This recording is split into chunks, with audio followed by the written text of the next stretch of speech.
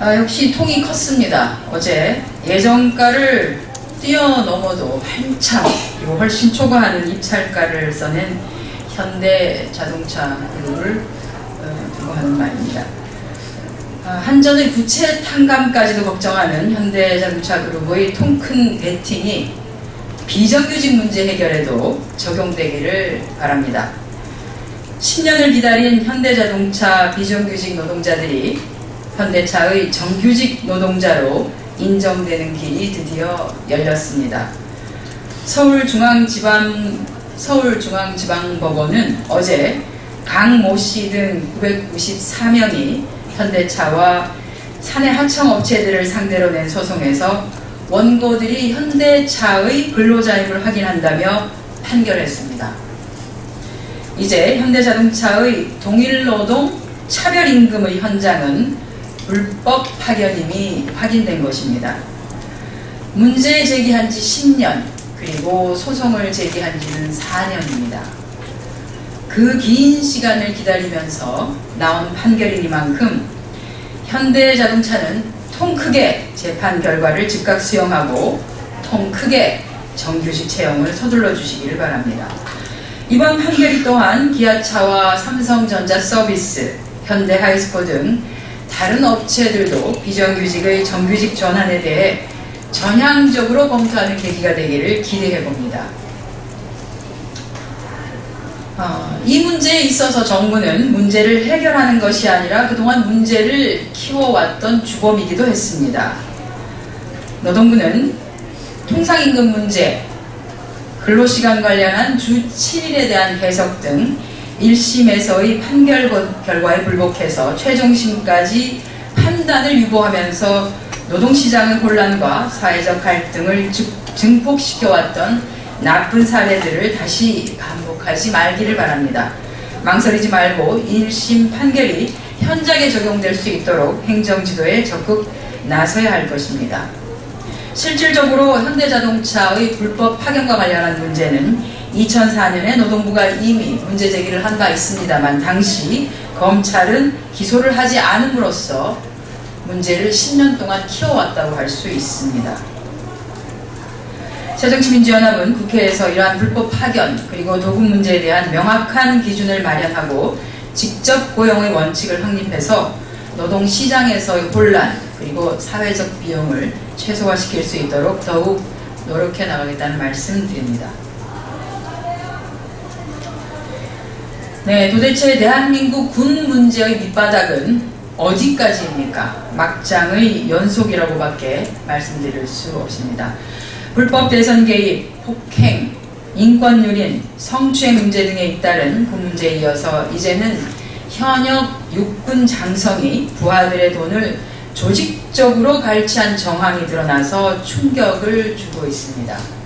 어제 한 언론에 의해 현역 육군 장성이 사단장으로 재직할 때 상조회를 조직하고 부하들의 돈을 모았다는 주장이 제기되었습니다. 2013년 3월 육군 사단장이었던 A 소장은 상조회를 만들었습니다. 그리고 부하 1,700여 명을 가입시켰고 월급의 1%씩을 내도록 해서 1년 반 동안 무려 2억 5천만 원을 거둔 것으로 드러났습니다. A 소장은 상조회 가입을 권유하는 지휘서신까지 보냈다는데 과연 이 지휘서신에서 압박을 받지 않은 하급 간부가 얼마나 있겠습니까? 더군다나 이 해당 기금이 어디에 쓰였는지는 알 수가 없는 상황이라면 이것이야말로 권력을 이용한 사적인 갈취행위가 아니고 무엇이겠습니까? 국방부는 당장 사건의 진상을 조사해 문제의 상조회를 조직하고 또한 하급 간부들의 돈을 갈취한 육군 소장에 대해서 적절한 조치를 취해야 할 것입니다. 그는 더 이상 국민을 실망시키지 말아야 합니다. 국민의 신뢰를 잃은 군에게 국방을 맡길 수 있을지 우려하는 국민이 늘어나고 있다는 사실을 명심해야 할 것입니다.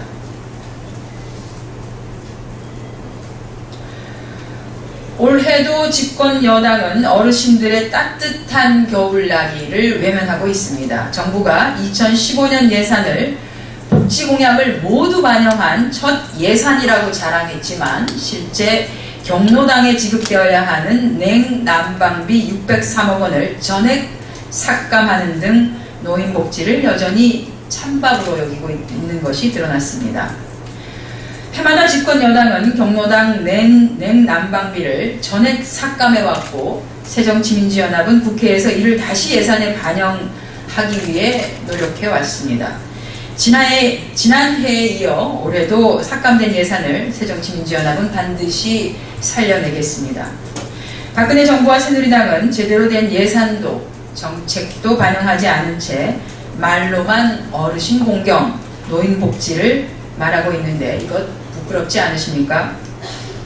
65세 이상 모든 어르신께 기초연금 20만원 지급이라는 거짓 공약에 이어서 새누리당은 더 이상 어르신들을 우롱하지 마시고요. 경로당에 지급되어야 할 냉난방비 편성 등 노인복지 예산 확대를 위한 우리 당의 노력에 부디 함께 해주시기를 바랍니다.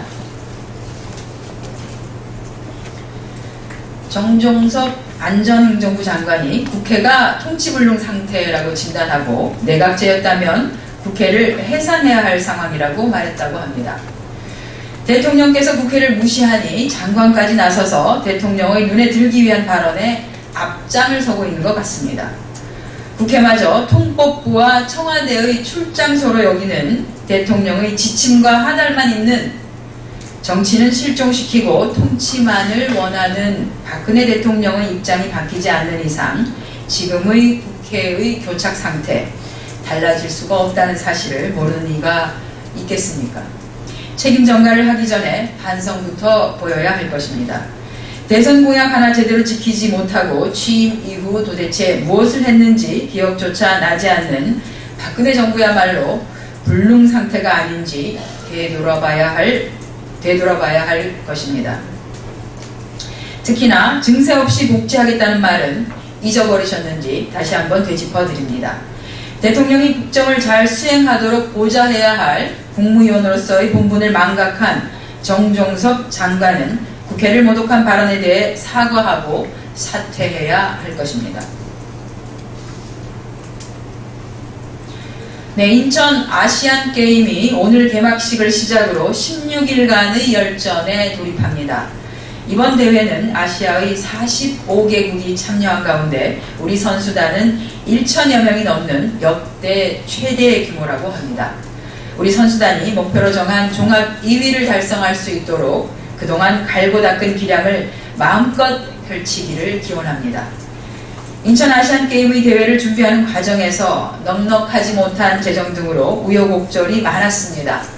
행사를 준비한 인천시와 인천 시민들의 노고에도 감사를 드립니다. 이번 대회에는 북한의 선수단도 출전합니다. 북한의 선수단들도 재기량을 펼쳐 선전하기를 기대합니다. 한 가지 아쉬운 점은 무산된 북한의 응원단 파견입니다. 무척 아쉬운 일입니다만 우리 국민들이 한결의 마음으로 북한 선수단에도 뜨거운 응원을 보내 남북이 형제를 느끼고 또한 화해의 디딤돌을 놓을 수 있도록 응원해 주시기를 바랍니다. 특히 행사 시작일이 9.19 공동성명일에 시작해서 14 선언일에 끝나는 점은 남다른 의미가 있는 것 같습니다. 대회에 참가한 45개국 1만 4천여 명의 각국의 선수와 임원진들도 바다와 그리고 맑은 하늘이 어우러진 쾌청한 인천 하늘 아래에서 재기량을 마음껏 펼치고 인천을 찾은 관광객들도 즐겁고 안전한 여행이 되기를 기원합니다. 네, 이상 오전 현안 브리핑 마치겠습니다.